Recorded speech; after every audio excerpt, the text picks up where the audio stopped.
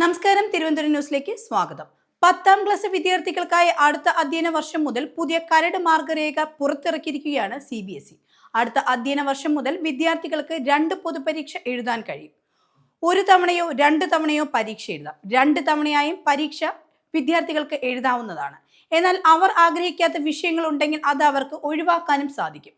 ആദ്യഘട്ടം പരീക്ഷ നടക്കുന്നത് 2026 ഫെബ്രുവരി 17 മുതൽ മാർച്ച് 6 വരെയാണ്. രണ്ടാം ഘട്ടം മെയ് 5 മുതൽ 20 വരെയാണ്. 16 മുതൽ 18 ദിവസമായി 2 ഘട്ടങ്ങളിലും പരീക്ഷാ കാലയളവ് ചുരുക്കുകയും ചെയ്യും. നിലവിലത്തെ 32 ദിവസത്തെ ദൈർഘ്യത്തിന്റെ പകുതിയാണ് ചുരുക്കുക.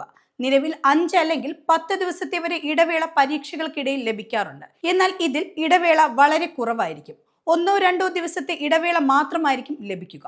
Hindi, English, science, social science, കണക്ക് എന്നിവ ഒഴികെയുള്ള വിഷയങ്ങളെ 2 ഗ്രൂപ്പുകളായിരിക്കും തിരിക്കുക.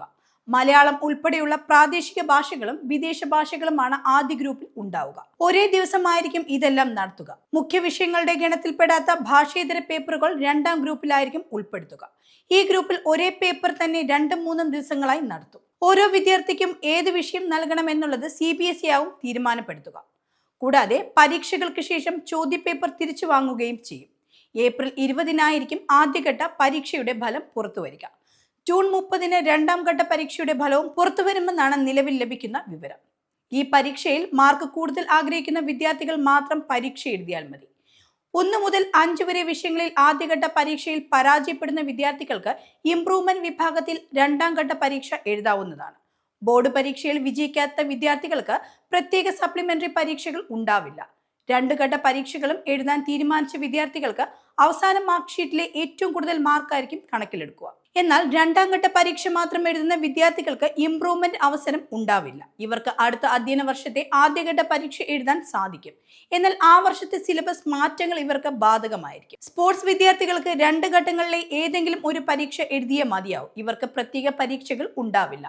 CBSEയുടെ ഈ കരട് രേഖയുമായി ബന്ധപ്പെട്ട് പൊതുജനങ്ങൾക്ക് മാർച്ച് 9-നകം അഭിപ്രായങ്ങൾ പറയാവുന്നതാണ്. ആ നിർദ്ദേശങ്ങളുടെ അടിസ്ഥാനത്തിൽ അത് അവലോകനം ചെയ്ത് അന്തിമ തീരുമാനമെടുക്കാനും സാധ്യതയുണ്ട്. 10ാം ക്ലാസ് വിദ്യാർത്ഥികളുടെ പുതിയ അക്കാഡമിക് സെക്ഷൻ ആരംഭിക്കുന്നതിന് മുമ്പ് തന്നെ ഈ പദ്ധതി അന്തിമമാക്കാൻ ആഗ്രഹിക്കുന്നു എന്നാണ് CBSE ഉദ്യോഗസ്ഥർ വ്യക്തമാക്കുന്നത്. ഈ വർഷം സെപ്റ്റംബറോടെയാണ് 2026-ലെ 10ാം ക്ലാസ് ബോർഡ് പരീക്ഷയുടെ രജിസ്ട്രേഷൻ പൂർത്തിയാക്കുന്നത്. ആദ്യ പരീക്ഷയാണോ രണ്ടാമത്തേതോ അതോ രണ്ടും എഴുതണോ എന്നുള്ളത് വിദ്യാർത്ഥികൾ അറിയിക്കേണ്ടി വരും.